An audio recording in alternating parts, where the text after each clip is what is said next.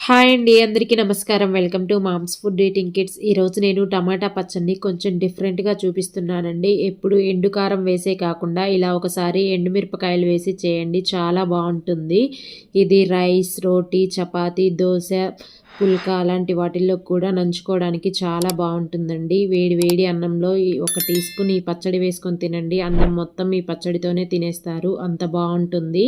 ఈ టమాటా పచ్చడి కోసం నేను ఇక్కడ 1 కేజీ టమాటాలని బాగా పండి కొంచెం గట్టిగా ఉండే కాయ తీసుకోండి. పచ్చడి నిల్వ ఉండటానికి బావుంటుంది. వీటిని శుభ్రంగా కడిగి ఒక పొడిగుడ్డ పెట్టి తుడుచుకొని ఒక అరగంట ఆరనివ్వండి.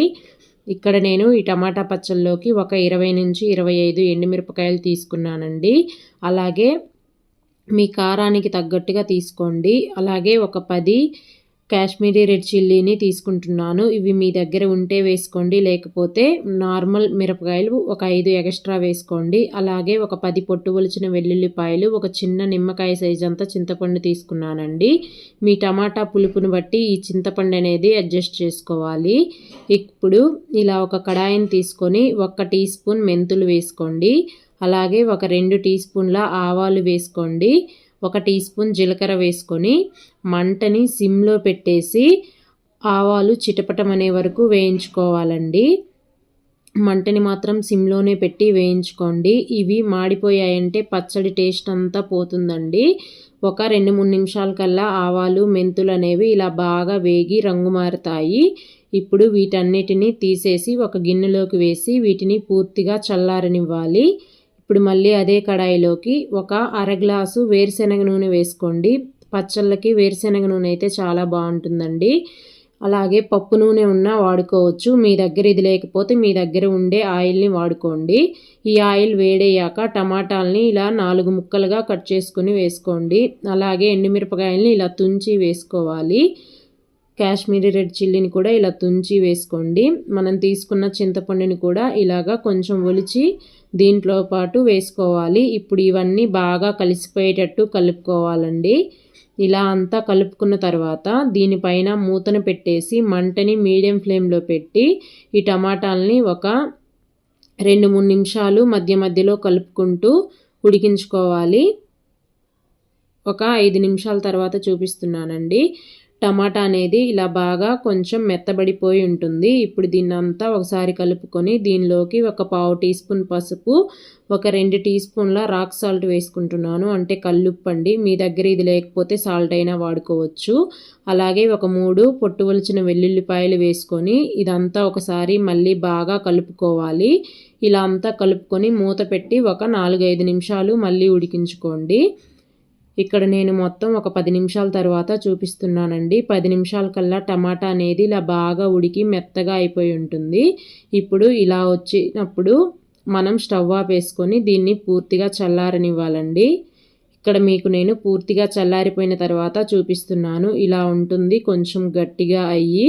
ఇప్పుడు ఒక మిక్సీ జార్ తీసుకొని ఈ మిక్సీ జార్ పొడిగా ఉండాలండి, తడి లేకుండా. ఇప్పుడు ఈ మిక్సీ జార్లోకి వేయించి పెట్టుకున్న మెంతులు, ఆవాలు వేసుకొని మెత్తని పౌడర్ లాగా చేసుకోండి. ఇలా చేసుకున్న తర్వాత ఉడికించి పెట్టుకున్న టమాటా కూడా వేసుకోవాలి. ఇలా అంతా ఈ టమాటా వేసుకొని వీటిని కూడా మెత్తగా మిక్సీ పట్టేసుకోండి. చూసారా, పచ్చడి అనేది ఇలా ఉండాలండి, బరక అనేది ఎక్కడా లేకుండా.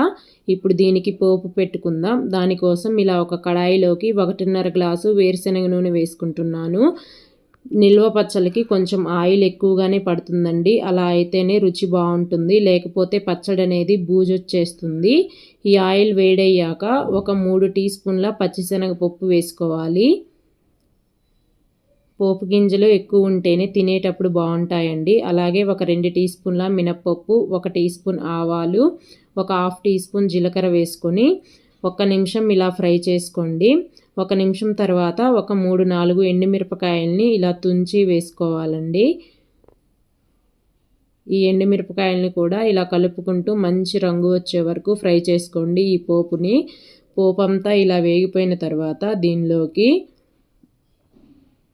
ఒక 1/2 టీ స్పూన్ ఇంగువ వేసుకోండి. టేస్ట్ బాగుంటుందండి. అలాగే అరుగుదలకు కూడా మంచిది. ఒక 6-7 వెల్లుల్లిపాయల్ని ఇలా కచ్చా పచ్చాగా దంచి వేసుకోండి. ఫ్లేవర్ బాగుంటుంది. ఇప్పుడు ఇలా కలుపుకుంటూ వెల్లుల్లిపాయలు మంచి రంగు వచ్చే వరకు ఫ్రై చేసుకోండి. వెల్లుల్లి ఇలా వేగిన తర్వాత ఒక గుప్పెడు కరివేపాకు వేసుకొని కరివేపాకుని 1 నిమిషం ఫ్రై చేసుకోండి.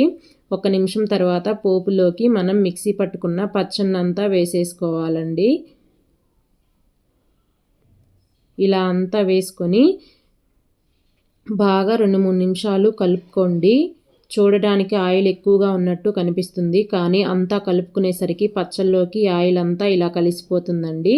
ఇప్పుడు ఒకసారి ఇలా రుచి చెక్ చేసుకోండి, ఉప్పు కారం సరిపోయిందా లేదా అని. నాకు కారం సరిపోయింది, కొంచెం ఉప్పు తగ్గింది, అందుకని 1.5 టీ స్పూన్ సాల్ట్ వేసుకుంటున్నాను. మీకు ఒకవేళ కారం తగ్గినా పర్లేదు, ఎండు కారమైనా వేసుకొని ఇదే స్టేజ్లో ఉప్పు కారాలు వేసుకొని కలుపుకోండి. ఉప్పు తగినంత వేస్తేనే పచ్చడి రుచి బాగుంటుంది, అలాగే బూజు పట్టకుండా ఉంటుందండి.